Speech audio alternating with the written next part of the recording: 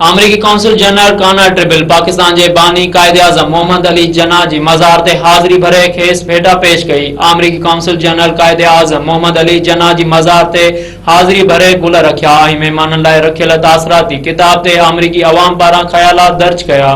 उन मौके ते कौंसिल जनरल कॉनर ट्रिबिल चयो त मज़ार कायद ते अची मोहम्मद अली जना जी अजीम विरसे के भेटा पेश करण फख्र जी गाल आहे। पाकिस्तान के बानी मोहम्मद अली जना के मुतहद ऐं जमहूरी पाकिस्तान वारे तसव्वुर की याद ताज़ी थी आहे, जंहिंमें हिन बराबरी समाजी इंसाफ ऐं मुआशी मौक़नि के बुनियादी अहमियत ॾिनी आहे।